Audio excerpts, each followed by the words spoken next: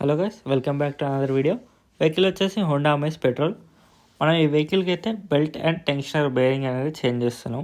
First ఈ tensioner బేరింగ్ని 19 number పానతో ఇట్లా press చేసేసి బెల్ట్ అయితే తీసేయండి. ఈ బండి బెల్ట్ అయితే కంప్లీట్గా డ్యామేజ్ అయింది. సో మనం ఈ బండికి బెల్ట్ అండ్ టెన్షనర్ బేరింగ్ అయితే చేంజ్ చేస్తున్నాము. బెల్ట్ వచ్చేసి ఎవ్రీ 50,000 కిలోమీటర్స్కి అయితే మనం చేంజ్ చేసుకోవాలి. ఇది చూడొచ్చు దీని కండిషన్స్.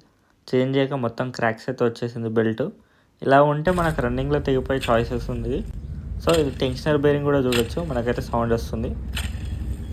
సో ఇది మన కంప్లీట్ బేరింగ్ కాకుండా పుల్లితో సహా కాకుండా ఈ లోపల ఖాళీ ఇట్లా బేరింగ్ దొరుకుతాయి. ఈ బేరింగ్ అనేది ఒక్కటి తీసుకున్నాం. ఇట్లా అయితే మనకైతే కాస్ట్ అయితే తక్కువ పడుతుంది. ఈ బేరింగ్ తీసుకొని పాత బేరింగ్ అయితే మనం బయటకు కొట్టేసినాం. కొత్తది ఇట్లా పెట్టేసాలి. కొత్తది కొట్టేటప్పుడు ఏంటంటే డ్యామేజ్ కాకుండా ఇట్లా పాత బేరింగ్ పైన పెట్టేసి దీని అయితే ట్యాప్ చేద్దాం. ఇట్లా హ్యామర్తో ట్యాప్ చేసుకుంటే మనకైతే బేరింగ్ అయితే కంప్లీట్గా కూర్చుంటుంది. బేరింగ్ కూర్చోబెట్టేసి మనం టెన్షనర్ ఉంటుంది కదా, ఆ టెన్షనర్కి 8 నెంబర్ ఎల్ఎంకి బోల్ట్ వచ్చింది. ఆ ఎల్ఎంకి బోల్ట్ అనేది ఫిట్ చేసుకోవాలి దీనికి. ఇది చూడవచ్చు, ఇలా 8 నెంబర్ ఎల్ఎంకి బోల్ట్ అనేది పెట్టేసేయాలి. మనం పెట్టేసి బోల్ట్ అనేది ఫుల్ టైట్ చేసుకోండి.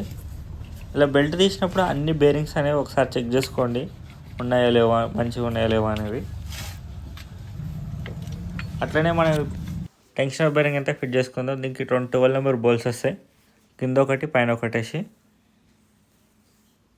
ఈ 2 బోల్ట్లు అయితే ఫిట్ చేసినాం. ఆ తర్వాత బెల్ట్ అయితే కొత్తది తీసుకున్నాం. మనం అన్ని పుల్లీస్కి ఎక్కించేసుకొని ఇట్లా ఏసీ కంప్రెసర్ ఒకదానికి ఎక్కేయకండి. ఇట్లా టెన్షనర్ ప్రెస్ చేసి ఏసీ కంప్రెసర్కి అయితే పెట్టుకోవచ్చు. ఇన్స్టాలేషన్ అయిపోయింది. Thanks for watching. Like, share and subscribe.